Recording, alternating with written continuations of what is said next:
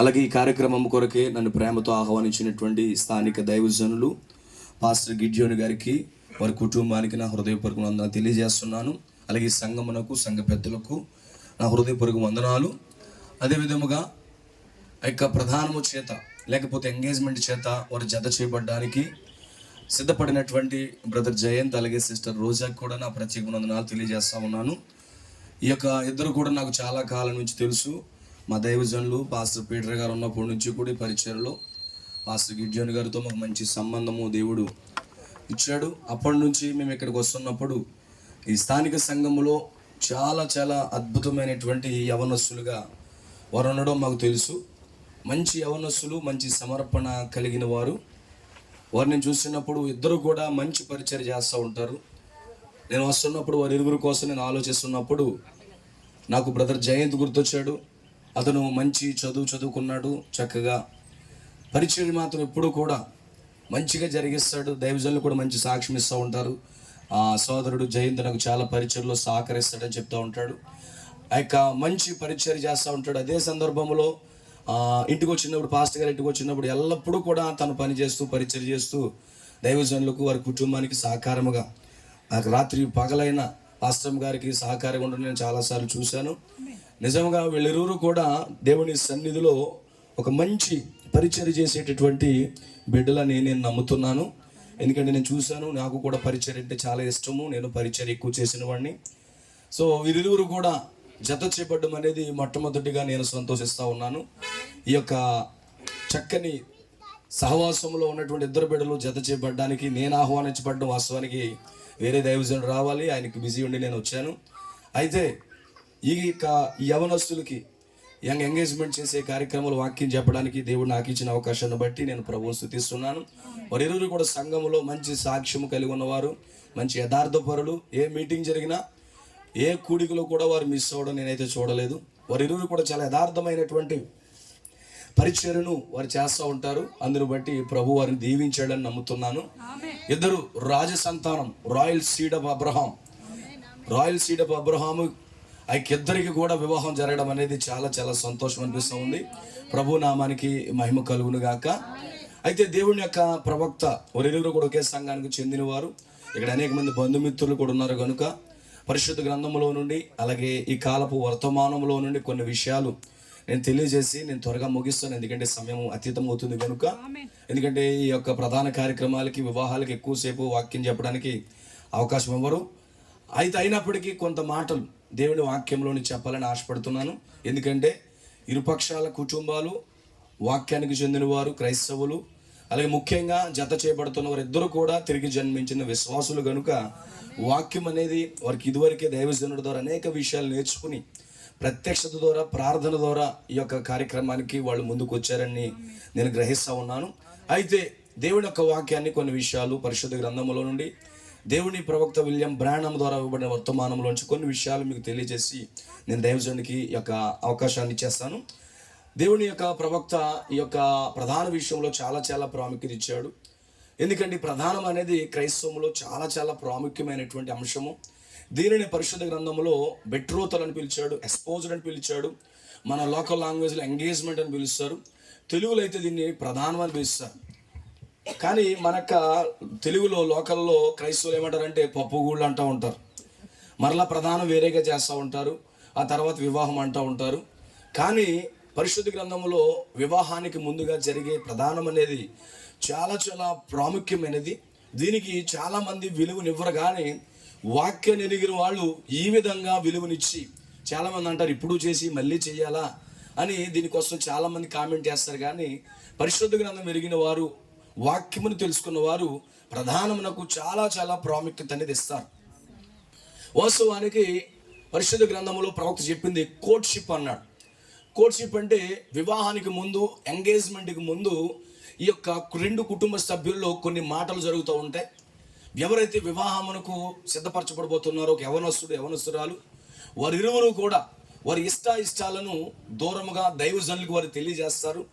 ఒక సహోదరుడు తన సహోదరి సిస్టర్ రోజాని ఇష్టపడుతున్నప్పుడు ఆమెకు తెలియజేయాలి. అలాగే రోజా ఇష్టపడినప్పుడు పాస్టర్ గారికి తెలియజేయాలి. ఈ ఇరుపక్షాల కుటుంబాలు మాట్లాడుకోవడాన్ని ప్రవక్త ఏమన్నాడంటే కోర్ట్షిప్ అన్నాడు. వివాహ వ్యవహారాలు అన్నాడు. ఎప్పుడైతే వివాహ వ్యవహారాలలో రెండు కుటుంబాల మధ్య సమ్మతి కలుగుతా ఉందో అది దైవజనుడి సమక్షంలో పాశ్చాత్య దేశాల్లో ఈ విధంగానే జరుగుతుంది. కొంత సమయం ఇవ్వబడుతుంది, కొంత సమయం ఇస్తారు. పురుషుడికి స్త్రీకి సమయం ఇస్తారు. ఇదిగో పలానా అమ్మాయి నీకు ఇష్టమా అని పురుషుడికి సమయం ఇచ్చినప్పుడు అలాగే స్త్రీకి కూడా సమయం ఇస్తారు కొంతకాలం. వారిరువురికి ఇరు కుటుంబాలకి ముందుగా అమ్మాయి అబ్బాయికి ఇష్టం అవ్వాలి, అది రెండవదిగా కుటుంబ సభ్యులకి ఇష్టం అవ్వాలి. ముఖ్యంగా దైవజనుడు సమక్షంలో ఈ కార్యం అంతా జరగాలి. ఇది పాశ్చాత్య దేశాల్లో ప్రవక్త విలియం బ్రాంహామ్ యొక్క వర్తమానంలో జరిగేవివే. కానీ మన తెలుగులో ఈ వర్తమానంలో కొన్ని సంగతులన్నీ స్కిప్ అవుతుంటాయి. కానీ మెసేజ్లు ఈ విధంగా జరుగుతాయి. అమ్మాయి కొంత సమయం ఇస్తారు, అబ్బాయి కొంత సమయం ఇస్తారు. వారి ఇష్టాలు గమనిస్తారు. ఈ అమ్మాయి నాకు సూట్ అవుతుందా లేదా, ఈ అమ్మాయి నా జీవితంలో కరెక్టా కాదని ఆ యొక్క పురుషుడు ఆమెను గమనిస్తూ ప్రార్థనాపూర్వకంగా వెళ్ళాలి.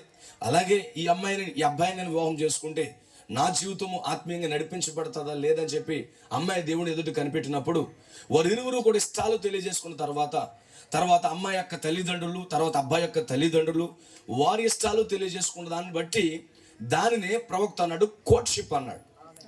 ఆ కోర్ట్షిప్ అనేది పూర్తయిన తర్వాత నెక్స్ట్ జరిగేది బెట్రోతల్ అన్నాడు. దాన్ని బెట్రోతల్ అంటాడు, లేకపోతే ఎంగేజ్మెంట్ అని పిలుస్తాము, లేకపోతే ఎస్పోజ్డ్ అంటాడు.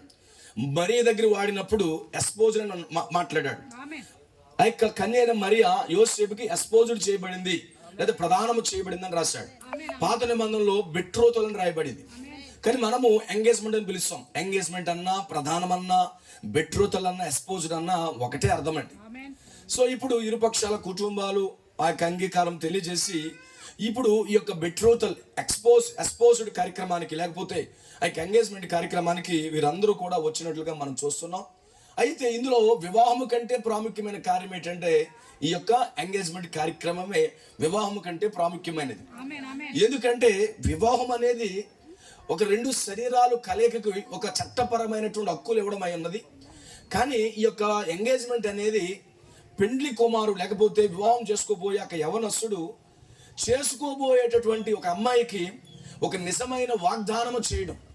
ఈ బెట్రోత్ అంటే అర్థం ఏంటంటే వాగ్దానం చేస్తున్నాడు. ఏంటా వాగ్దానం అంటే ఒక నిర్ణయించబడినటువంటి సమయములో నేను నిన్ను వివాహం ఆడుతాను, నేను నిన్ను పెండ్లాడుతాను అని చెప్పి ఒక పెండ్లి కుమారుడు పెండ్లి కుమార్తెకి ఇచ్చేటటువంటి వాగ్దానం అయి ఉన్నది. ఇప్పుడు సోదరుడు ఆయన వాగ్దానాన్ని ఇస్సాకు ఏ విధంగా అయితే వస్తువులు తీసుకొచ్చి రెబ్కాకి నేను పెండ్లి చేసుకుంటానని వస్తువులు పంపించుకుంటూ వచ్చాడు, ఆ విధముగానే ఇప్పుడు సోదరుడు జయంత్ తన కుటుంబ సభ్యులతో, సంఘముతో, సంఘ కాపరితో, వారి బంధువులతో సిస్టర్ రోజాకి నేను వివాహం చేసుకుంటానని ప్రమాణం చేసి ఒక నియమించబడిన దినాన్ని నేను వివాహం చేసుకోబోతున్నాను అని ఇక్కడ చెప్పడానికి తన కుటుంబ సభ్యులతో, తన యొక్క బంధుమిత్రులతో, తన యొక్క సంఘముతో సహోదరుడు ఇక్కడికి వచ్చాడు. అందుకే వివాహంలో ప్రాముఖ్యమైనటువంటి ఒక విషయం ఏంటంటే ఈ యొక్క ఎంగేజ్మెంట్ కార్యక్రమం అనేది. అందుకే ఈరోజు ఈ యొక్క అద్భుతముగా దేవుడు ఈ రీతిగా దీన్ని ఏర్పాటు చేసినందుకు నేను ప్రభువుని స్తుతిస్తా ఉన్నాను. ఎందుకంటే వాళ్ళిద్దరూ కూడా అబ్రహాం యొక్క రాజా సంతానం అని నేను నమ్ముతున్నాను. దేవునికి స్తోత్రం కలుగును గాక. వారిరువురు కూడా అబ్రహాం యొక్క రాజ సంతానం. రెండు సమర్పించబడిన జీవితాలకి జరిగేటటువంటి ఎంగేజ్మెంట్ అయి ఉన్నది. ఎందుకంటే ఈరోజు వివాహం అనేది రెండు జీవితాలు సమర్పించబడాలి, ఇద్దరు జీవితాలు ప్రతిష్ఠింపబడాలి. ఎందుకంటే ఈరోజు ఒక జీవితం కొంతమంది పురుషులు సమర్పించుకున్న వాళ్ళు అయితే, కొంతమంది అయితే స్త్రీలు సమర్పించుకోకుండా, కొంతమంది స్త్రీలు ప్రతిష్ఠించబడి ఉన్నవారు ఉంటారు, కొంతమంది పురుషులు ప్రతిష్ఠించబడకుండా ఈరోజు ఈ భూమి మీద అనేక వివాహాలు జరుగుతూ ఉన్నాయి. కానీ ఇక్కడ ఇద్దరు అబ్రహాం యొక్క సంతానం, ఇదేదో అబ్రహాం యొక్క సహజ సంతానం కాదు, కానీ ఇది రాజ సంతానమై ఉన్నది. ఈ అబ్రహాం యొక్క రాజ సంతానంలో ఇద్దరు బిడ్డలు, వారిరువురు కూడా వాక్యానికి సమర్పించుకుని వారిరువురు కూడా దైవజనుడి యొక్క సమక్షంలో వివాహం అనేది జరగడం అనేది దేవుని యొక్క అద్భుతమైన కృపని నేను నమ్ముతున్నాను. దేవునికి స్తోత్రం కలుగును గాక. పరిశుద్ధ గ్రంథములో మనకు అందరికీ బాగా తెలుసు ఆ యొక్క బెట్రోతల్ కార్యక్రమము మొట్టమొదటిగా ఇస్సాకు రెబ్కాల జీవితాన్ని దేవుడు పెట్టాడు. ఎందుకంటే దేవుని ప్రవక్త అన్నాడు ఇస్సాకు ప్రతిష్ఠింపబడిన వాడట, అలాగే రెబ్కా కూడా ప్రతిష్ఠింపబడిన సమర్పించబడిన స్త్రీ అట. ఈ వివాహం అనేది చాలా చాలా మాదిరికరమైన వివాహం అంటండి. పరిశుద్ధ గ్రంథములో మాదిరికరమైన వివాహం. ఇలాంటి వివాహాలు ఈ భూమి మీద కొన్ని మాత్రమే జరుగుతూ ఉన్నాయి, కొన్ని మాత్రమే జరుగుతూ ఉన్నాయి. ఇప్పుడంటే గమనించండి, వివాహాలు ఫోటోలు పంపించుకుని మ్యారేజ్ బ్యూరోలో ఆ ఫోటోలు చూసి నచ్చిన తర్వాత తెల్లగా ఉందా, నల్లగా ఉందా, పొట్టుగా ఉందా, పొడవుగా ఉందా, వెనకాల ఆస్తి ఎంత ఉంది, అవన్నీ చూసి వివాహాలు చేసుకుంటున్నారు. కానీ అబ్రహాము తన కుమారుని వివాహ విషయంలో ఎలియాజరుకి తెలియజేసినప్పుడు అబ్రహాం యొక్క విశ్వాసం అంతా కూడా ఎవరి మీద అంటే తన సేవకుడైన ఎలియాజరు మీద పెట్టాడు. ఈరోజు చాలా మంది వివాహ విషయాల్లో సేవకుడి మీద నమ్మకం పెట్టుకోరు, సేవకుడి మీద నమ్మకం పెట్టుకోరు, కానీ వాళ్ళు ఒక సొంత విధానంలో వారు ప్రయాణం చేస్తారు. కానీ అబ్రహాము తన యొక్క నమ్మకం అంతా కూడా సేవకుడైన ఎలియాజరు మీదే పెట్టుకున్నాడు. సేవకుడైన ఎలియాజరు మీదే విశ్వాసాన్ని పెట్టాడు. ఇప్పుడు ఎలియాజరు తన యొక్క కుమారుడికి, తన యజమానుడి యొక్క కుమారుడికి భార్యని వెతకడం కొరకు విశ్వాసముతో ప్రార్థనా పూర్వకంగా అతను ప్రయాణం చేస్తున్నాడు. అంటే ఒక వ్యక్తి యొక్క ఈరోజు క్రైస్తవ వివాహంలో ఒక వ్యక్తి యొక్క ఒక వివాహ విషయంలో మోస్ట్ పాత్ర వహించవలసింది ఎవరంటే పరిశుద్ధ గ్రంథం ప్రకారముగా దైవజనుడే ఎక్కువ వహించాలి, దైవజనుడే వహించాలి. ఆ రోజు అబ్రహాము దేవుణ్ణి కలుసుకున్న మనుషుడు. అబ్రహాముకి ఎల్షద్దాయి కలుసుకున్నాడు, అబ్రహాముకి యెహోవా ఈరే ఉన్నాడు, అబ్రహాంతో దేవుడు మాట్లాడాడు, అబ్రహాముకి ఆ యొక్క ఎలోహిం వచ్చాడు, ఇంటికి వచ్చాడు. అనేక అనుభవాలు అబ్రహాముకు ఉన్నప్పటికీ కూడా అబ్రహాము చాలా ఆత్మ సంబంధమైన మనుషుడు. అబ్రహాముని దేవుడు పిలిచాడు, అబ్రహాము దేవుని మాటను బట్టి వచ్చాడు. అబ్రహాముకి ఎల్షద్దాయిగా బలమైన రొమ్ములు గల దేవుడిగా కనబడ్డాడు. అబ్రహాముని పోషించాడు. అబ్రహాముని ఇంటికి వచ్చి ఎలోహిమికి వచ్చి ఆహారం తిన్నాడు. ఆ యొక్క మోరియా పర్వతం మీద యెహోవా ఈరేగా వచ్చాడు. అంటే అబ్రహాముకి అనేక అనుభవాలు ఉన్నప్పటికీ కూడా తన కుమారుడి యొక్క వివాహ విషయంలో పూర్తిగా తన సేవకుడి మీదే ఆధారపడతా ఉన్నాడు. ఈరోజు ఇది దైవికమైనటువంటి క్రమమై ఉన్నది, దైవికమైన క్రమము. ఒక సేవకుడి మీద ఆధారపడడం అనేది దైవికమైన క్రమం. ఎందుకంటే ఒక వివాహం చేయాలనుకున్నప్పుడు తల్లిదండ్రులకు ఒత్తిడి ఉంటుంది, చాలా చాలా ఒత్తిడి ఉంటుంది. నా కుమారుడు వయసు పెరిగిపోతుంది, లేకపోతే నా కుమార్తె వయసు పెరిగిపోతుంది అని చెప్పి చాలా చాలా ఒత్తిడి ఉంటుంది. ప్రతి తండ్రికి ప్రతి తల్లిదండ్రులకి ఆ ఒత్తిడి అనేది ఉంటుంది. అయితే ఆ ఒత్తిడి ఎవరి మీదకి వస్తుంది అంటే దైవజనుడి మీదకే వస్తుంది. ఇప్పుడు ఎలియాజరు అబ్రహాము చేత ప్రమాణము చేయించుకుని ఆ యొక్క వివాహము కొరకు, తన కుమారు యొక్క వివాహము కొరకు ఆ యొక్క ఎలియాజరు ప్రయాణం చేయడం మొదలు పెట్టాడు. ఇప్పుడు తన కుమారుడి వివాహము కొరకు ఇప్పుడు అబ్రహాము ప్రార్థన చేయట్లేదు, కానీ సేవకుడు ప్రార్థన చేయడం మొదలు పెట్టాడు. దైవజనుడు ప్రార్థన చేస్తూ ఉన్నాడు. ఇప్పుడు నా యజమానుడి కుమారుడికి భార్య ఎవరు అని ప్రార్థన చేస్తున్నప్పుడు ఆయన ప్రయాణం చేస్తున్నాడు, ఒంటలు తీసుకుని ప్రయాణం చేస్తున్నాడు, మనకు తెలిసిన విషయమే. అయితే ఇప్పుడు అబ్రహాము మనసులోనికి ఒక ఆలోచన దేవుడు పెట్టాడు. ఎందుకంటే ఇస్సాకు జీవితం అంతా అబ్రహాముకు తెలుసు, ఇస్సాకు జీవితం అంతా అబ్రహాముకు తెలుసు, ఆ ఎలియాజరుకు తెలుసు. ఎందుకంటే ఆ ఎలియాజరు అబ్రహాం ఇంట్లోనే ఉన్నాడు. ఇస్సాకు పుడతంతోనే విశ్వాసంగా పుట్టాడు, అతీతంగా పుట్టాడు, తండ్రికి ఎల్లప్పుడూ లోబడ్డాడు, వాక్యానికి విధేయత చూపించాడు. వాక్యం అంటే గౌరవం, తండ్రి అంటే గౌరవం, ప్రత్యక్షత అంటే చాలా మర్యాద, గౌరవం. ఆ గడియ వర్తమానం అంటే చాలా ప్రేమిస్తున్నవాడు ఇస్సాకు. ఇప్పుడు ఇలాంటి వ్యక్తికి ఒక భార్యను తీసుకురావాలంటే ఎలియాజరు ఏదో ప్రార్థన చేయకుండా వెళ్తే గనుక ఇస్సాకు నష్టపోతాడు. అందుకే ఇప్పుడు ఇస్సాకు చాలా ఆత్మీయుడు, విధేయుడు, ప్రేమ కలిగిన వాడు, తల్లిదండ్రులకు విధేయుడు, వాక్యం అంటే ప్రేమించేవాడు, సంఘములో విధేయత చేసేవాడు, పరిచర్య చేసేవాడు, ఒక్క మాట కూడా తండ్రికి ఎదురు తిరిగే వ్యక్తి కాదు. ఇలాంటి మనుషుడికి ఒక చక్కని భార్యను తీసుకురావడం అంటే ఇప్పుడు సేవకుడైనటువంటి ఎలియాజరు కూడా సవాల్తో కూడింది. ఇప్పుడు ఏం చేస్తున్నాడంటే ఇప్పుడు ఒంటిని తీసుకుని తన యజమానుడి కుమారుడికి వివాహం చేయడం కొరకు ఆ ఎలియాజరు ప్రయాణం చేస్తూ ఉన్నాడు. ఈ ప్రయాణంలో అతను ప్రార్థన చేస్తున్నాడు, ప్రభువా ఇప్పుడు నేను చాలా దాహంతో ఉన్నాను, ఇప్పుడు నాకు దాహం ఇచ్చేటటువంటి స్త్రీ కావాలి, అంత మాత్రమే కాదు నా ఒంటికి కూడా నీళ్లు పెట్టాలి, అలాంటి వారు ఎవరున్నారు అని చెప్పి ప్రార్థన చేస్తున్నాడు. ఆ సాయంకాలం వేళ అనేక మంది ఆ బావి దగ్గరికి వస్తున్నారు. ఈయన దాహంతో ఉన్నాడు, ప్రార్థనతో ఉన్నాడు, ఎవరిని దాహానికి ఇమ్మని అడగట్లేదు, కానీ ఇతను దాహంతో ఉన్నాడు. అలాంటి సమయంలో అలాంటి పరిస్థితుల్లో అనేక మంది కన్యకలు వచ్చారు, కానీ చాలా మంది తమ పని చూసుకుని వెళ్ళిపోతున్నారు, తమ పని చూసుకుని వెళ్ళిపోతున్నారు. కానీ ఇక్కడ రెబ్కా కానీ ఒక ప్రత్యేకమైనటువంటి స్త్రీగా అక్కడికి వచ్చింది. వచ్చి ఎలియాజరుని అడుగుతుంది, నీకు దాహానికి నీళ్ళు ఇస్తానంటుంది. అంత మాత్రమే కాదు, నీ ఒంటికి కూడా నీళ్ళు ఇస్తానంటుంది. ఒక ఒంటికి నీళ్లు పోయాలంటే అంత సాధారణమైన విషయం కాదు. ఒక ఒంటె ఈజీగా 70 లీటర్ల నుండి 190 లీటర్లు తాగుతుంది అంటాడు ఒక ఒంటె. అంటే దరిదాపుగా 2000 లీటర్లు నీళ్లు ఆ యొక్క స్త్రీ ఆ యొక్క ఒంటెలకు పోయాలి. మనిషి అంటే గట్టిగా అంటే ఎక్కువ తాగితే 1 లీటర్ తాగుతాడు. కానీ ఇప్పుడు ఆమెతో ఏంటి సవాల్ ఏంటో తెలుసా? ఒంటెలకు కూడా నీళ్ళు ఇస్తానని. ఒక ఒంటె రమారమిగా 100 లీటర్లకు పైగా నీళ్ళు తాగుతుంది. అక్కడ 10 ఒంటలు వచ్చాయి.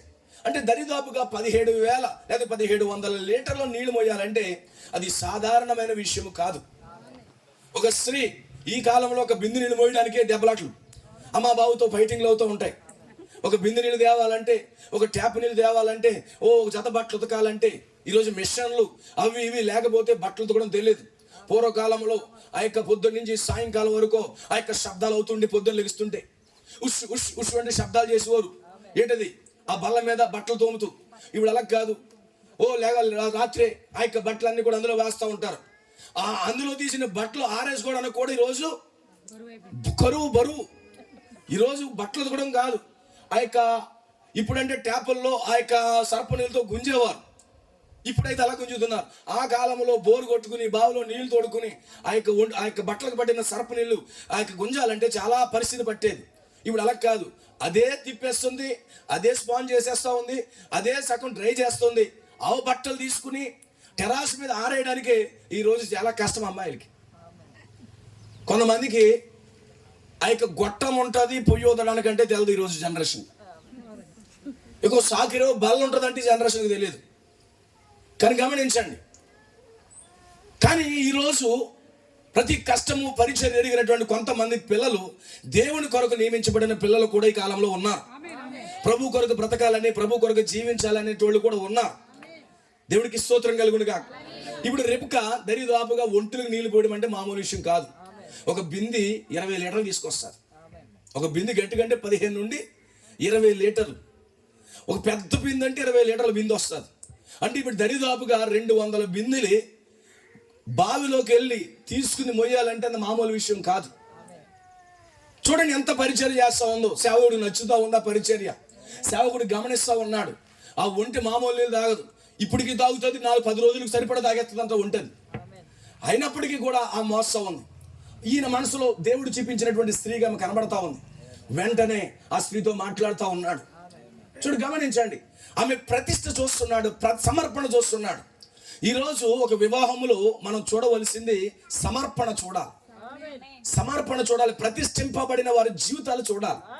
వారు ఎంత ప్రభు కొరకు ప్రతిష్ఠించుకుంటున్నారు, ఎంతవరకు ప్రభు కొరకు బ్రతుకుతున్నారు. ఈరోజు అలాంటిది ఏమీ లేదు. ప్రభు కొరకు బ్రతికే వాళ్ళు కాదు. ఎంత అందంగా ఉన్నారో, ఎంత హైట్ ఉంది, ఎంత కుటుంబ బ్యాక్గ్రౌండ్ ఏంటో చూసుకుంటున్నారు. కానీ ప్రభు కొరకు ఎలా బ్రతుకుతారు వాళ్ళు, ప్రభు కొరకు ఎలా జీవిస్తారనే ఆలోచన అయితే ఈరోజు చాలా మందికి లేదండి. అందుకే కొన్ని జీవితాలు మాత్రమే ప్రభు కొరకు బ్రతికే జీవితాలు ఉన్నాయి. కొన్ని కుటుంబాలు మాత్రమే ప్రభు కొరకు జీవించే కుటుంబాలు ఉన్నాయి. అందుకే ఈరోజు వివాహం చేసుకోవాలంటే చాలా సవాల్తో కూడింది. అందుకే గుణవతి అయిన భార్య దొరుకుట అరుదు, అది ముత్యము కంటే విలువైనదంట.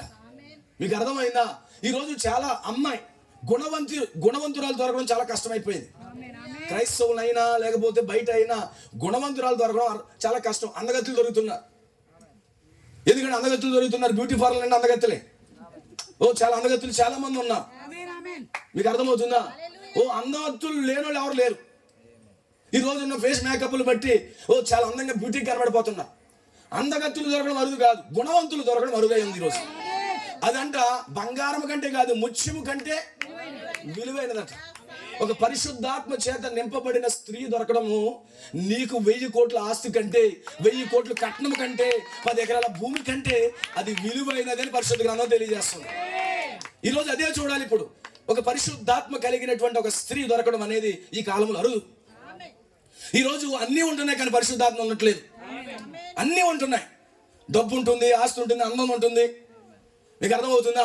సమస్తం ఉంటున్నాయి. కలర్ ఉంటున్నారు, మిల్కీ బ్యూటీలు ఉంటున్నారు, అన్నీ ఉంటున్నాయి. కానీ అమ్మాయిలకి పరిశుద్ధాత్మ కరువైంది. అంటే అబ్బాయిలకు పరిశుద్ధాత్మ ఉందనా? అబ్బాయిలకు కూడా కొంతమందికి పరిశుద్ధాత్మ ఉంటుంది. దేవుని ఆత్మ ఉండేది కొంతమందికి మాత్రమే. దేవుని యొక్క జీవం కొంతమందికి మాత్రమే ఉంటుంది. గమనించండి, గుణవతి అయిన భార్య దొరకడం అరుదు. అందుకే భార్యను ఎదుర్కోవడం అంటే ఈరోజు ఎలా ఉంటుందో తెలుసా? యాజ్ ఏ పాస్టర్గా మాకు తెలుసు. ఆ యొక్క పాస్టర్ గ్రూప్లో ఫోటోలు వస్తూ ఉంటాయి. నల్లగుంటే పక్కనే ఎత్తున్నారు. తెల్లగా ఉండి అన్నీ బాగుంటాయి. నేను తెల్లగా ఉన్న వాళ్ళు తప్ప అనట్లేదండి. తెల్లగా ఉన్న వాళ్ళు పరిశుద్ధాత్మ లేదని అనట్లేదు. కానీ పరిశుద్ధాత్మ ఉందో లేదో గమనించలేకపోతున్నా. వారు వాక్యంలో ఉన్నారా లేదా, తిరిగి జన్మించారా లేదా అది గమనించట్లేదు.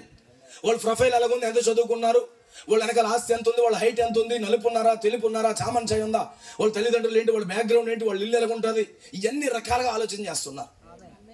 కానీ ఇక్కడ ఇస్సాకు కేవలం సేవకుడి మీద మాత్రమే ఆశ పెట్టుకున్నాడు.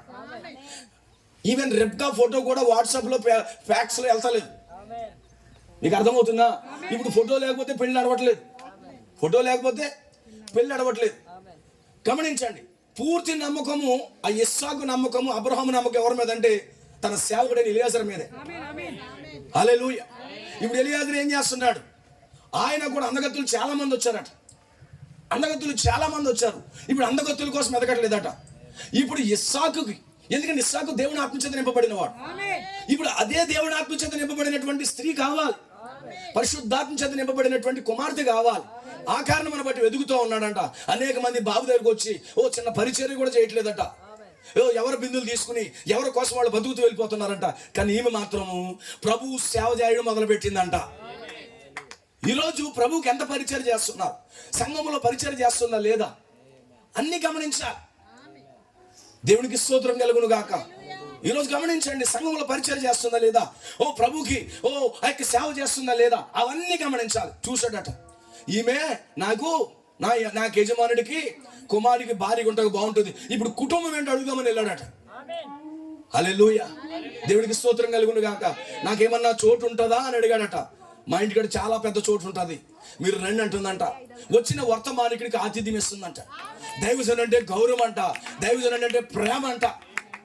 మరి ఇలాంటి వాళ్ళు దొరకడం చాలా అరుదు. ఎదురు పాస్టర్ గారికి వందనాలు వెనకాల తాటేకలు కట్టేవాళ్ళు పోలి మంది ఉంటారు.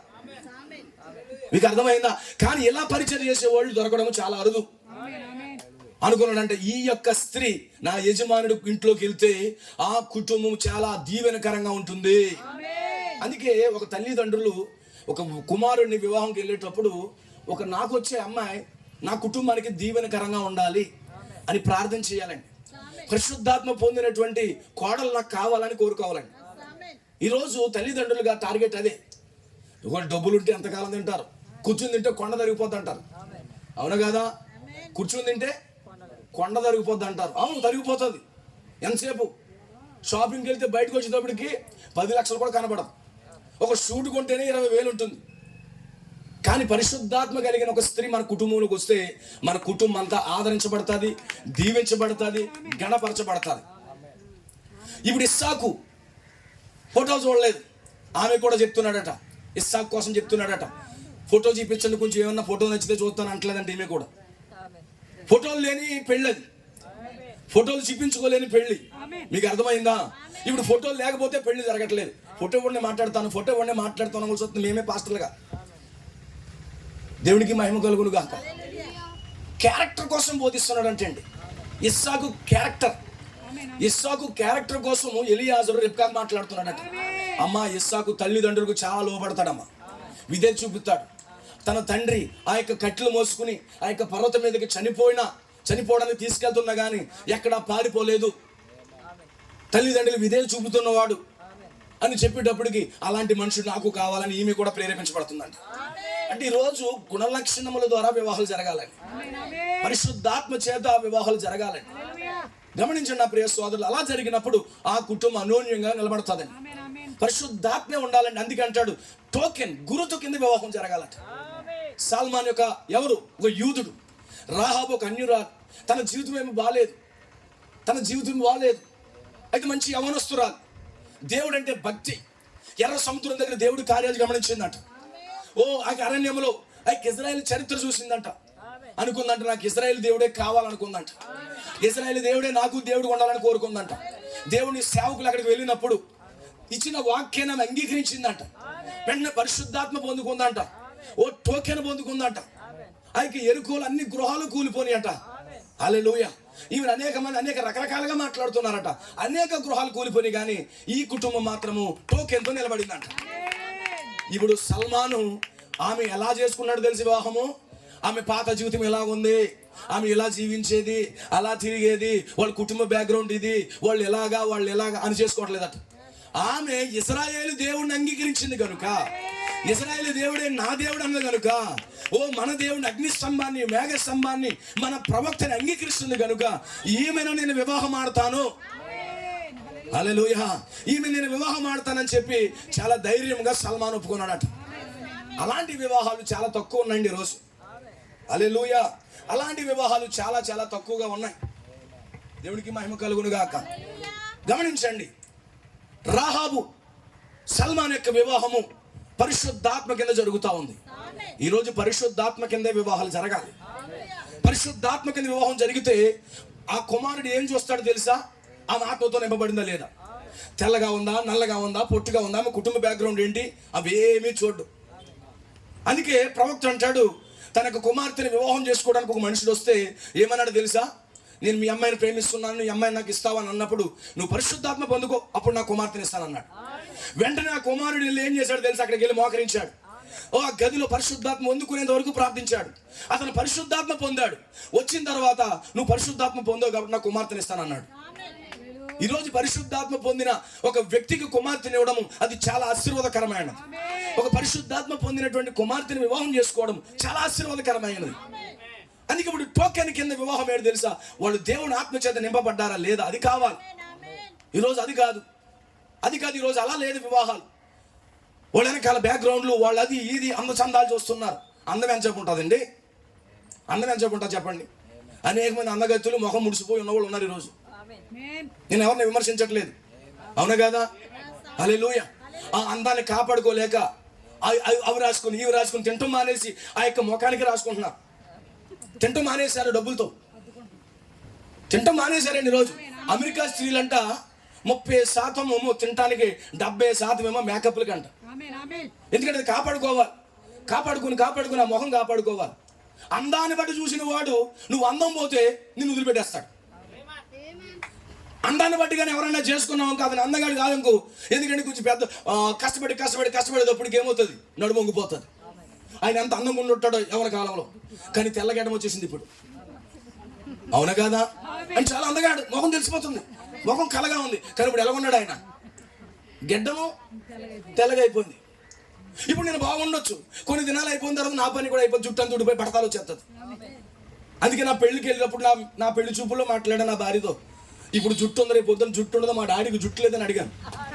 నిజమే, మా డాడీకి జుట్టు లేదు, మా డాడీకి బట్టదలా, రేపు నాకు జుట్టు ఊడిపోతుంది, ఇప్పుడంటే ఉంది కానీ తర్వాత ఊడిపోతుంది, అయినా నేను పెళ్లి చేసుకుంటామని అడిగాను.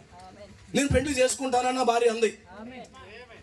ఎందుకంటే అందాల బట్టి కాదు. ఇప్పుడు వివాహం అనేది అందాల బట్టో, డబ్బును బట్టో, ఐశ్వర్యాన్ని బట్టో, మరొక దాన్ని బట్టో జరగట్లేదు.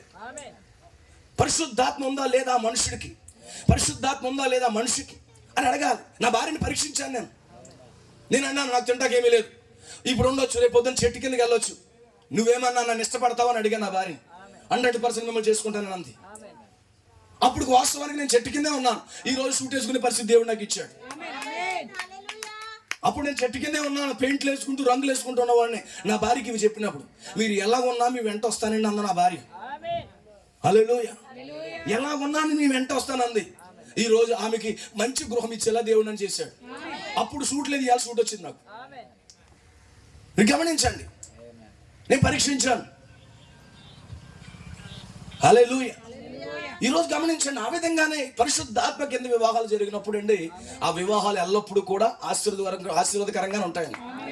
ఇంకా ఒక అమ్మాయిని చూసేది ఏంటి తెలుసా? తల్లిదండ్రులు కూడా చూడవలసింది ఏంటంటే, ఆమె భక్తి పరురాల కాదా, ప్రార్థన పరురాల కాదా, కుటుంబాన్ని చక్క చేయగలదా లేదా, లేదా కుటుంబాన్ని నడిపించగలదా లేదా, అవన్నీ చూసి అప్పుడు మన ఇంటికి తెచ్చుకోవాలి. పరిచయం ఉందా లేదా, ఆమేన్. కలర్ను బట్టు, హోదాను బట్టు, గృహాలను బట్టు, డబ్బును బట్టు కాదు మనం చేయవలసింది. దేవునికి స్తోత్రం కలుగును కాక. హల్లెలూయా. నా ప్రియ సోదరి సోదరులారా గమనించండి, ఇస్సాకు ఏ ఫోటో చూడలేదు. ఇస్సాకు యొక్క క్యారెక్టర్ వివరిస్తున్నాడు ఎలియాజు. ఇప్పుడు సేవకుడు చెప్తూ ఉంటాడు, అమ్మా జయంత్ క్యారెక్టర్ ఇది, ఈ విధంగా జీవిస్తాడు, చిన్నప్పటి నుంచి భక్తి చేస్తున్నాడు, నా దగ్గరే పెరిగాడు, వాక్యాన్ని విన్నాడు. ఇద్దరు ఒకే సంఘం కాబట్టి వారు ఇరువురు సాక్ష్యాలు ఒకరికొకరు తెలిసే ఉంటాయి. ఒకరికొకరు ఎలా ఏ విధంగా భక్తి చేస్తున్న వాళ్ళు తెలుసు. ఒక దైవజనుడు అతను సాక్ష్యాన్ని వివరిస్తున్నప్పుడు సాక్ష్యాన్ని బట్టట వ్యక్తిని ఇష్టపడాలట. సాక్ష్యాన్ని బట్టి అట ఈ యొక్క అమ్మాయిని ఇష్టపడాలట. అది మనకు కావాల్సింది. వాళ్ళు ఎంతవరకు ప్రభు కొరకు త్యాగం చేస్తున్నారు, ప్రభు కొరకు ఎలా జీవించగలుగుతారు అనే దాని మీదే ఇక వివాహం అనేది ముందుకు నడవాలట. ఆమేన్. అందుకే రాహాబు ఏం చేశాడు? రాహాబుని ఏం చేశాడు? వివాహం చేసుకోవడానికి వెళ్ళిపోయాడు సల్మాన్. ఏం చూశాడు ఆమెలో? శరీరాన్ని చూశాడా? అప్పటికే శరీరం ఎలా ఉంది? ఆమె వేష్యగా ఉంది. తన కుటుంబ పోషణ కొరకు పాపంలో జీవించింది. కానీ దైవజనుడు వచ్చినప్పుడు ఆ రక్త పానవాల దగ్గరికి వెళ్ళినప్పుడు తన యొక్క పాపం అంతా కడిగివేయబడింది. ఇక్కడ సల్మాను ఆమె శరీరాన్ని చూడలేదండి. శరీరాన్ని బట్టి చూస్తే ఆమె ఒక వేశ్య. కానీ ఏం చూశాడు ఆమెలో? ఎర్రని గుర్తు కిందకి రావడం చూశాడు. ఈరోజు శరీరాన్ని బట్టి కాదు మనం చూడవలసింది, ఎర్రని గుర్తు కింద ఆ స్త్రీ ఉందా లేదా, ఎర్రని గుర్తు కింద పురుషుడు ఉన్నాడా లేదా అని చూసినప్పుడు ఆ కుటుంబం చాలా అద్భుతంగా ఉంటుంది. అందుకే ఆమె కోసం అబద్ధ సాక్ష్యం చెప్పేవాళ్ళు ఎవరు లేరట. అసలు అబద్ధ సాక్ష్యమే కాదు, నిజమైన సాక్ష్యం చెప్పేవాళ్ళు కూడా లేరట. అడుగుతున్నారంట, ఈ సల్మాన్కి అమ్మాయిని చేసుకోవడము మీకు ఎవరికైనా అభ్యంతరకరం అని అడుగుతుంటే ఎవ్వరూ లేరంట. అక్కడ దేవుడు తీసేశాడు. ఆమె యేసుక్రీస్తుకి నానమ్మ అయిపోయిందండి. జనుల దృష్టిలో రాహాబు వేశ్య. కానీ పరిశుద్ధ గ్రంథం కొత్త నిబంధన వచ్చేటప్పటికి యేసుక్రీస్తుకి నానమ్మ చేసేసాడు దేవుడు. ఎందుకని? ఆమె గుర్తు కిందకు వచ్చింది కనుక, ఆమె పరిశుద్ధాత్మ కిందకు వచ్చింది కనుక ఆమెకు దేవుడు ఇశ్రాయేల్ దేశంలో బెత్లెహేములో యోధా గోత్రములో ఒక ఉన్నతమైన స్థానాన్ని దేవుడు ఇచ్చేశాడండి. ఏమని? ఎందుకని? దానికి కారణం ఏంటి తెలుసా? ఆమె యెహోవా దేవుని అంగీకరించింది. యెహోవా దేవుని అంగీకరించింది. అదే సమయంలో ఎర్రని గుర్తును కోరుకుంది. అయితే సల్మాన్ వచ్చినప్పుడు సల్మాన్తో పాటు ఆమె నడిచింది. ఆ కారణమును బట్టి దేవుడు ఆమెను హెచ్చించాడు. హల్లెలూయా. ఆ విధానంలోనే ఆ యొక్క మనుషుడు వివాహం చేసుకున్నాడు. అందుకే అంటాడు దేవుడి ప్రవక్త, ఆ యొక్క శ్వేతట యెహోవా సన్నిధిలో ఆ యొక్క భార్యని పొందుకున్నాడు అంటే. ఎక్కడి నుంచి పొందుకోవాలి భార్యని? యెహోవా సన్నిధిలోంచి. కొంతమంది ఏం చేస్తారు? లోకంలో వెతుక్కుంటుంటారు. ఇది చాలా అద్భుతమైన వివాహం అని నేను నమ్ముతున్నాను. ఎందుకో తెలుసా? ఈ యొక్క స్త్రీ పురుషుడు ఒకే దేవుడి సన్నిధిలో, ఒకే సేవకుడి కింద, ఒకే చోట ప్రభరాత్రి భోజనం పొందుతూ, ఒకే సహవాసంలో పరిచయం చేస్తూ వారు ఇరువురు కూడా జత చేయబడ్డం అనేది చాలా సంఘానికి దీవెనే, అలాగే ఇరు పక్షాల కుటుంబాలకి కూడా ఆశీర్వాదకరమని నేను నమ్ముతూ ఉన్నాను. దేవుడికి స్తోత్రం కలుగునుగా. అందుకే దేవుని సన్నిధిలో భార్యను పొందుకోవడం అనేది చాలా ఆశీర్వాదకరం. పరిశుద్ధాత్మ పొందినటువంటి ఒక స్త్రీని పెండ్లాడడం అనేది చాలా ఆశీర్వాదకరం. ఈ గడి వర్తమానం కింద వివాహం అవ్వడం అనేది చాలా ఆశీర్వాదకరం. ఆ విధముగానే వారు ఇరువురు కూడా జత చేయబడబడుతున్నారని నమ్ముతున్నాను. దేవుడికి మహిమ కలుగును గాక. ఏం చేస్తుంది? ఆ యొక్క ఒంట్ల మీద ప్రయాణం చేస్తుంది. ఏ ఒంట్లకైతే పరిచయం చేసిందో ఆ ఒంటిలే ఆమెను తీసుకుని వెళ్తున్నాడు. కొంచెం దూరం వెళ్ళేటప్పటికి ఇస్సాకు కూడా ఎక్కడికి వచ్చేసాడు? పొలంలోకి వచ్చేసాడు. పొలంలోకి వచ్చేటప్పటికి ఎవరో మనుషులు అని చెప్పింది, అడిగింది. అతనే ఇస్సాకు అని చెప్పాడు. అప్పుడు వరకు ఫోటో చూడలేదు. ఫోటో చూడకుండానే అబ్రహాం ఇంటికి కోడలుగా బయలుదేరిపోయింది. ఫోటో చూడకుండానే. ఎలా ఉంటాడో తెలీదు. జుట్టు ఊడిపోయిందా, జుట్టు లేదా కాదు, పొట్టుకున్నాడా, పొడవుకున్నాడా కాదు, అతని గుణలక్షణములను బట్టి వివాహానికి సిద్ధమవుతా ఉందండి. ఈరోజు క్రైస్తవుడికి గుణలక్షణాలే కావాలి. ఈరోజు క్రీస్తు కూడా గుణలక్షణములను బట్టే మనం వెంబడించాలి. ఈరోజు క్రీస్తు గుణలక్షణములను సంఘము గుర్తించినప్పుడే ఆ యొక్క క్రీస్తు కొరకు సంఘం ముందుకు బయలుదేరుతుంది. అందుకే క్రీస్తు యొక్క సంపూర్ణ గుణలక్షణాలు వివరించడానికి ఈ కాలంలో దేవుని ప్రవక్త విలియం బ్రానమ్ వచ్చాడు. ఈరోజు క్రీస్తు యొక్క సంపూర్ణ గుణలక్షణాలు, ఆయన ఏమై ఉన్నాడు, తండ్రికి ఏ విధంగా లోబడ్డాడు, తన సిలువను ఏ విధంగా మోసుకెళ్తున్నాడు, తను ఏ విధంగా చనిపోవడానికి సిద్ధమయ్యాడు, ఏ విధంగా వాక్యానికి విధేయత అవుతున్నాడు, ఏ విధంగా తండ్రి చిత్తం అన్నాడు. ఇవన్నీ కూడా గుణలక్షణములు ఎప్పుడైతే సంఘములకు తెలియజేయబడతాయో, ఎవరైతే తెలియజేస్తున్నారో ఆయనే ఎలియాజరు, ఆయనే విలియం బ్రానమ్.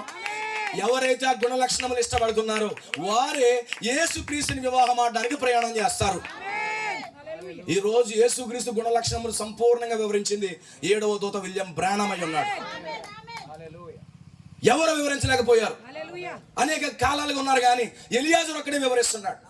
అది యేసుక్రీస్తు గుణలక్షణములను బట్టి వెంబడించేటటువంటి ఒక చక్కని రిబ్కా ఇక్కడ ఉందని నేను నమ్ముతా ఉన్నాను. ఈ రోజు యేసుక్రీస్తు గుణలక్షణాలు వివరించడానికి దైవజనుని ఇక్కడ పెట్టాడు. ప్రతి ఆదివారం ఏం బోధిస్తున్నాడు తెలుసా? యేసుక్రీస్తు యొక్క గుణలక్షణాలు. ఆ గుణలక్షణాలు వినే కొలది ఇంకా యేసుక్రీస్తుని కలుసుకోవడానికి ఇంకా ముందుకు నువ్వు సాగాలి. దేవుడికి మహిమ కలుగును గాక. హల్లెలూయా. ఇప్పుడు అందుకే ప్రయాణం జరుగుతూ ఉంది. యేసుక్రీస్తు యొక్క గుణ లక్షణములు సంపూర్ణంగా వివరించబడుతున్నాయి. ఆయన మంచి కుమారుడు, ఆయన వివాహం చేసుకోవాలనుకుంటున్నాడు. తన భార్యను పొందుకోవాలనుకుంటున్నాడు. ఎలాంటి భార్య? ఆయన ఫోటో ఏమన్నా చూస్తున్నాడా? ఆయన ఫోటో చూడలేదు. నువ్వు నల్లగా ఉన్నావో, పొట్టుగా ఉన్నావు, నీ డబ్బు ఎంత ఉందో, నీ కులం ఏంటో, నీ గోత్రం ఏంటో, నీ పలుకుబడి ఏంటో, నువ్వు రాజకీయ నాయకుడువా, అవేమీ చూడలేదు ఆయన. నువ్వు వచ్చిన వాక్యానికి విధేయత చూపుతున్నావు లేదు చూస్తున్నాడు. నేను పంపిన సేవకుడికి విధేయత చూపిస్తున్నాడు లేదు చూస్తున్నాడు. ఇస్సాకు దేని చూస్తున్నాడు? ఎలియాజరుకు విధేయత చూపుతున్నా లేదు చూస్తున్నాడు. ఈరోజు ఏ సంఘం అయితే పంపబడిన దేవుని ప్రవక్తకి విధేయత చూపిస్తా ఉన్నారు, వర్తమానికుడి విధేయత చూపిస్తున్నారు, వారిని మాత్రమే క్రీస్తు ఇస్సాకు వివాహం చేసుకోవాలని ఇష్టపడతా ఉన్నాడు. హల్లెలూయా. ఆయన కూడా గొప్ప గొప్ప ఏం చూడట్లేదు. ఆమేన్. నీ గొప్ప గొప్పగా ఉండాలని ఏం చూడట్లేదు. ఆయన దేవుని చేత పంపబడిన వర్తమానికుడిని నువ్వు అంగీకరిస్తున్నావా లేదా చూస్తాడు. ఆ తర్వాత నిన్ను పొందుకోవాలని ఆయన ఇష్టపడతాడు. ఇప్పుడు ఆ విధంగా ఇద్దరు సమర్పించుకున్నటువంటి వధువు ప్రతిష్ఠింపబడింది, క్రీస్తు ప్రతిష్ఠింపబడ్డాడు. ఇప్పుడు సహోదరుడు జయంత్ ప్రతిష్ఠింపబడ్డాడు, అలాగే సిస్టర్ రోజా కూడా ప్రతిష్ఠింపబడింది.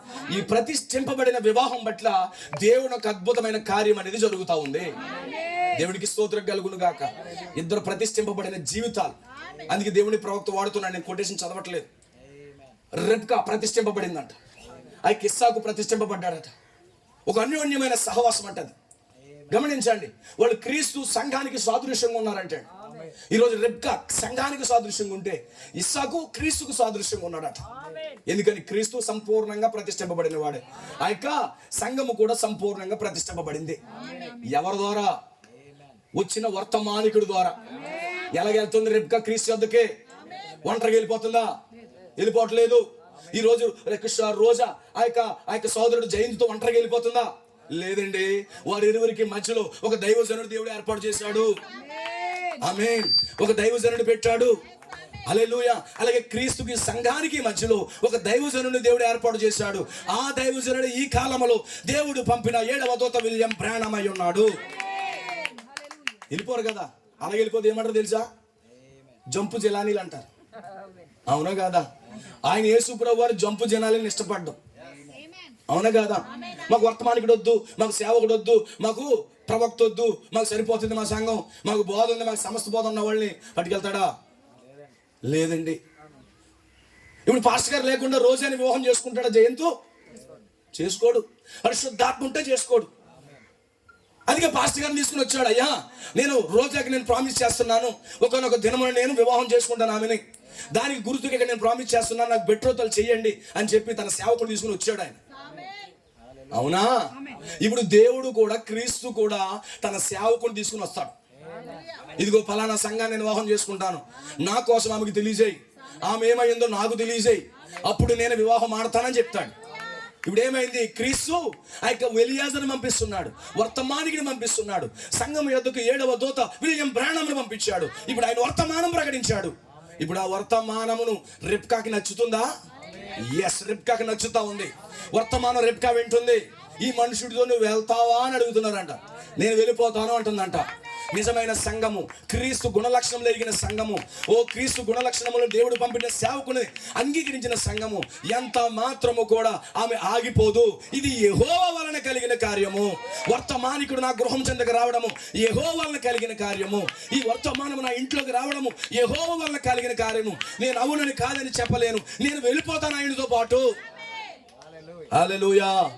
ఎవరి దగ్గర తీసుకెళ్తున్నాడు ఈ వర్తమానికుడు? ఎవరి దగ్గర తీసుకెళ్తున్నాడు? క్రీస్తు యొద్దకి, ఇస్సాకు యొద్దకి. అందుకే ఈ రోజు ఈ వర్తమానము ఎక్కడ తీసుకెళ్తుంది సంఘాన్ని? క్రీస్తు యొద్దకు. క్రీస్తు యొద్దకు నడిపించే గొప్ప వర్తమానం అండి ఇది. ఇలాంటి వర్తమానం దొరికినందుకు నిజంగా మనం ధన్యులమై ఉన్నాము. ఈ తీసుకువెళ్ళడానికి దేవుడు పంపిన వర్తమానికిని బట్టి నిజంగా మనము ధన్యులమై ఉన్నాము. నా ప్రియ సోదరి సోదరులారా, అనేక విషయాలు ఉన్నాయి. సమయం కాలాతీతం అవుతుంది కనుక నేను ముగించాలని ఆశపడతా ఉన్నాను. గమనించండి, ఈ యొక్క బెట్రోతుల్లో 2 ప్రతిష్ఠింపబడిన జీవితాలు ఉన్నాయి. ఈ 2 జీవితాలు ఆమేన్ వాక్యం కింద, రక్తం కింద జత చేయబడవలసిన వారుగా ఉన్నారు. అయితే ఈ కార్యక్రమం ఏంటో తెలుసా? సహోదరుడు జయంత్ ప్రామిస్ చేయబోతున్నాడు. పరిశుద్ధ గ్రంథం అదే తెలియజేస్తుంది. ఒక అపాయింటెడ్ డే, ఒక నిర్ణయించబడిన సమయం. అది సెప్టెంబర్ అవ్వచ్చు, అక్టోబర్ అవ్వచ్చు, డిసెంబర్ అవ్వచ్చు. ఎంగేజ్మెంట్ అయిన తర్వాత 9 నెలల లోపలనే వివాహం అవ్వాలి, అయిపోవాలంతే. ఎంగేజ్మెంట్ అయిన తర్వాత సంవత్సరాలు పెట్టకూడదు మరలా. ఆమేన్. గమనించండి, నెక్స్ట్ మంత్లోనే వివాహం జరగచ్చు, అది తప్పేమీ కాదు, దేవుడికి మహిమ కలుగును కాదు. అయితే నేను చేసుకుంటాను, వివాహం చేసుకుంటానని చెప్పి ఆయన ఇప్పుడు వాగ్దానం చేయబోతున్నాడు. ఆ వాగ్దానం చేసి ఆ వాగ్దానం మీద నిలబడాలి. ఏంటి వాగ్దానం? నేను చేసుకుంటానని. అయితే శారీరకంగా బయట కలిసి తిరగడానికి హక్కులు లేవు. ఎప్పుడైతే వివాహములో రిజిస్టర్ ద్వారా అక్కడ సంతకాలు పెట్టించుకుని చట్టపరమైన హక్కులు పొందుతాడో అప్పుడు వాళ్ళిద్దరూ కూడా కలిసి తిరగడానికి అవకాశం ఉంటుంది. కలిసి తిరగడానికి అవకాశం ఉంటుంది. అందుకే ఇది కేవలం వాగ్దానం మాత్రమే. ఇది చాలా ప్రాముఖ్యం. ఆ రోజు కేవలం నువ్వేం చేస్తావు తెలుసా? ఒకరి మీద ఒకరికి అధికారం చూపిస్తున్నావు అంతే. కానీ వివాహంలో అత్యంత ప్రాముఖ్యమైనటువంటి ఘట్టం ఏదన్నా ఉందంటే ఈ మధ్యాహ్నం ఇక్కడ జరిగేదే. ఒక్కసారి ప్రామిస్ చేశాడా ఇంక వివాహం అయిపోయినట్టే. వివాహం అయిపోయినట్లే. వాళ్ళెదురు కూడా వివాహం చేయబడినట్లే. వాళ్ళు కేవలము దూరంగా ఉంటారు అంతే, కానీ వివాహం అయిపోయినట్లే. అందుకే ఇక్కడ చేసిన ప్రామిస్ ని ఇంకెన్నడూ బ్రేక్ చేయకూడదు. ఆ ప్రామిస్ ని నిలబెట్టుకోవాలి. అందుకే సంఘానికి ప్రామిస్ చేశాడు అపోస్తుల కాలంలో. ఆయన పౌలు కాలంలో ఎంగేజ్మెంట్ చేశాడు. ఆయన నిలబెట్టుకుంటున్నాడు. ఇప్పుడు నిలబెట్టుకుంటున్నాడు. ఆయన ఏ మాత్రం కూడా ప్రామిస్ ని తీసేయట్లేదు. ఈ రోజు సహోదరుడు జయంతి చేసే వాగ్దానం కూడా ఆయన నిలబెట్టుకోవాలి. అదే సందర్భంలో ఆయన చేసిన వాగ్దానానికి ఈమె కూడా సపోర్ట్ చేస్తుంది కనుక, ఈమె కూడా ఎన్నుకుంటుంది కనుక, ఈమె కూడా నిబంధనకు ఆమె లోబడాలి. ఎప్పుడైతే ఆ విధంగా ఉంటుందో ఒక అద్భుతమైనటువంటి వివాహం అక్కడ జరుగుతుంది. అందుకే ఒక దైవజనుడి ద్వారా ఏం జరుగుతుంది? ఎంగేజ్మెంట్ చేస్తా ఉన్నాడు ఆయన. ఒక ప్రామిస్ తన వస్తువుల ద్వారా, ఆయన తీసుకొచ్చిన సామాగ్రి ద్వారా ప్రామిస్ చేస్తున్నాడు.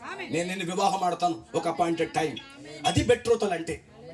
సో గమనించండి నా ప్రియ సోదరి సోదరుల, అట్టి విధంగా సోదరుడు నిలబడుతున్నాడు. అందుకే దేవుని ప్రవక్త అంటాడు, ఇప్పుడు ఈ యొక్క ప్రమాణం చేసిన తర్వాత గమనించండి, నువ్వు వేరే స్టెప్ తీసుకోవడం కూడా ఏమీ లేదు. వాక్యం మీద నిలబడాలంతే. మా అమ్మ వద్దు అంటుందండి, మా బాబు వద్దు అంటున్నాడు అంటే కుదరదు. వాక్యం అంటే వాక్యమే. నువ్వు మీకు అర్థమవుతుందా? దేవుని ప్రవక్త అంటాడు, ఒక తిరిగి జన్మించిన విశ్వాసట ఏం చేస్తాడు తెలుసా? ఆమె అందం ముందు అందం మీద లక్ష్యం ఉంచడట. ఒక తిరిగి జన్మించిన స్త్రీ అట పురుషుడి యొక్క అందం మీద లక్ష్యం ఉంచడట, నమ్మకం ఉంచడట. గుర్తుపెట్టుకోండి, ఇది వివాహము కాదు. లేదా కొన్ని విషయాలు మీ ఇద్దరికే చెప్పేవాడిని, కానీ డైరెక్ట్గా చెప్తున్నా. రోజు యొక్క అందం మీద లక్ష్యం ఉంచొద్దు. అలాగే జయంతి యొక్క అందం మీద లక్ష్యం ఉంచొద్దు. మీరు చేసుకున్న ప్రమాణాల మీద నమ్మకం ఉంచండి. క్రైస్తవ జీవితం కట్టబడేది అందాల మీద, డబ్బు మీద, ఆస్తుల మీద కాదు. ఒకరి ఎడల ఒకరు చేసుకున్న నిబంధనల మీద, వాటిని నమ్మకం మీద మాత్రమే క్రైస్తవ కుటుంబాలు కట్టబడతాయి. నేను చెప్పే మాట ఇదే. ఇప్పుడు దైవికంగా దైవజనుడి సమక్షంలో మీరు నిబంధనలు చేస్తారు, వాటి మీద నమ్మకం ఉంచండి. మనిషి అందం పోతుంది, కానీ నిబంధన చచ్చే వరకు పోదు. చచ్చే వరకు నిబంధన పోదు. హల్లెలూయా. మొదట్లో వివాహం అయినప్పుడు చాలా అందంగా ఉంటారు. తర్వాత బిడ్డలు కనేటప్పటికి వాళ్ళు నడుము ఏమవుతుంది? నడుము ఏమైపోతుంది? వాళ్ళు ఎంతో ఎంతో బలహీనలుగా మారిపోతారు. ఒక బిడ్డకి జన్మనివ్వడం అంటే వాళ్ళు చనిపోయి జన్మనిస్తారు. వాళ్ళు అప్పుడు అందంగా నీకు కనబడరు. ఆమేన్. అందుకే ఒక నిజమైన పురుషుడట స్త్రీ తన కష్టాల్లో ఉన్నప్పుడు నిలబడతాడట. అలాగే ఒక నిజమైన స్త్రీ కూడా తన భర్త కష్టాల్లో ఉన్నప్పుడు నిలబడుతుందట. అందుకే ఒకరి మీద ఒకరు నమ్మకము వారు చేసిన నిబంధనల మీదే ఉండాలట. ఆ విధంగా ఉన్నప్పుడు ఆ కుటుంబము ఎల్లప్పుడూ కూడా పరిశుద్ధాత్మ చేత సమాధానముతోనూ ఎత్తబాటు కొరకే సిద్ధపరచబడతాది. రెండు సమర్పించబడిన జీవితాలు ఐక్యమైనప్పుడు దేవుని మహాద్భుతమైన కార్యాలు అక్కడ జరుగుతాయి. ఈ కుటుంబము ఈ యొక్క ఎంగేజ్మెంట్లో దేవుడు తోడుగా ఉండును గాక. ఎందుకంటే గమనించండి, ప్రధానం చాలా ప్రాముఖ్యం. ఎందుకంటే ఇప్పుడు ఎప్పుడైతే ప్రమాణం చేయబడిందో ఆయనకి ఈమె భార్య అవుతుంది. కానీ గమనించండి, వివాహం అయ్యేంత వరకు కలిసి తిరగడాలు, కలిసి మాట్లాడుకోవాలి, లేకపోతే అటు ఇటు తిరగడాలు అలాంటి ఏమీ లేవు. కానీ మీకు తెలియాలి, నేను ఒక పురుషునికి ప్రదానం చేయబడ్డాను. అనేక మంది ప్రపోజ్ చేయొచ్చు, తర్వాత వచ్చి అనేక మంది మాట్లాడవచ్చు. గమనించండి, ఆమెకు తెలియాలి నేను ఒక పురుషునికి ప్రదానం చేయబడ్డాను.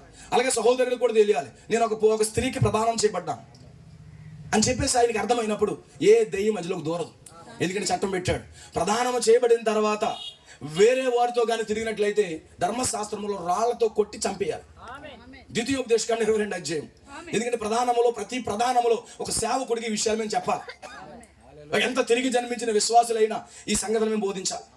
ఈవెన్ మరియా ప్రదానము చేయబడిన తర్వాత వారిద్దరు ఏకం కాక మునిపే అక్కడ పరిశుద్ధాత్మ ద్వారా గర్భం ధరించినప్పుడు అతను అనుకున్నాడట వదిలిపెట్టేద్దాం అనుకున్నాడట. కానీ దూతో చెప్పిందంట ఆమె పరిశుద్ధాత్మ ద్వారా గర్భవతి అయ్యింది, నువ్వు ఆమెను చేర్చుకో అన్నాడట. గమనించండి, ప్రధానమైన తర్వాత ఒక్కసారి కానీ నువ్వు వేరే స్టెప్ తీసుకున్నావంటే కనుక నిన్ను రాళ్లతో కొట్టి చంపే హక్కు ఉంది పాత నిబంధనలు. గమనించండి. ఇప్పుడు మీరు చేసే నిబంధనలు ఆ యొక్క వాగ్దానాల మీద మంచి నమ్మకం ఉంచండి. పరిశుద్ధాత్మ మీకు తోడుగా ఉంటాడు. మీ మంచి వివాహం జరుగుతుంది. దైవజనుల సమక్షంలో ఒక అద్భుతమైనటువంటి కుటుంబంగా మీరు కట్టబడతారు. ప్రభు మిమ్మల్ని ఈ యొక్క బెట్రోతల కార్యక్రమంలో దేవుడు దీవించునుగాక. ఇరు పక్షాల కుటుంబాలను, సంఘ కాపరిని ప్రభు ఆశీర్వదించునుగాక. ఇప్పుడు జరగబోయే కార్యక్రమానికి దేవుడు తన ఆత్మను తోడుగా నడిపించునుగాక. God bless. చిన్న ప్రార్థన చేస్తాను. అందరూ కళ్ళు మూసుకోనండి. చిన్న ప్రార్థన చేస్తాను. మహోన్నతుడు నా యేసయ్య, నీకే స్తుతులు స్తోత్రాలు చెల్లిస్తున్నాం. దావీదుగో ప్రభువా, బ్రదర్ జయంత్, బ్రదర్ రోజా, సిస్టర్ రోజా, వారిరువురికి కూడా ప్రభు ఒక అద్భుతమైనటువంటి ప్రభువా దేవుని సమక్షంలో బెట్రోతల్ కార్యక్రమం, ప్రధాన కార్యక్రమం జరిగిస్తున్నందుకు నీకు స్తోత్రాలు. వారిరువురు కూడా ఒకే దైవజనుడి కింద వాళ్ళు ఎదిగారు. దేవారిరువురు కూడా అబ్రహాం యొక్క రాజ సంతానం అని మేము నమ్ముతున్నాం. దేవారిరువురికి కూడా తండ్రి నీ దాసుడు గిజ్జోను గారై ఉన్నాడు. తండ్రి ఇదిగో ప్రభువా, ఆ రోజు ఆదాముకి తండ్రి, అవ్వకి తండ్రి కూడా నీవై ఉన్నావు తండ్రి. ఇది ఆ విధంగానే ఇక్కడ కార్యం జరుగుతూ ఉంది. దావీదుగో ప్రభువా, వారి ఇరువురికి కూడా సేవకుడు ప్రధానం చేస్తుంటుండగా నీ ఆత్మ తోడుగా ఉంచండి. ఇక్కడ చెప్పబడిన మాటలు అనేకలు హృదయాల్లో ఫలింపచేయండి. నీ కృప చూపించండి తండ్రి. పరిశుద్ధాత్మ గురుతి కింద ఒక అద్భుతమైనటువంటి మంచి వివాహము ఓ దేవ ప్రధానం ఇక్కడ జరిగించమని తండ్రి నీకే సమర్పించుకునేంతవరకు తోడుకున్నందుకు వందనాలు. తదుపరి జరగబోయే కార్యక్రమంలో మీరు ఇంకా నడిపించి మహిమ పొందుకోమని యేసుక్రీస్తు నామములో ప్రార్థిస్తున్నాము. ఆమేన్. ఆమేన్. తిరిగి సమయం మళ్ళీ దైవజనునికి ఇస్తున్నాము. కూడా దేవుని నామం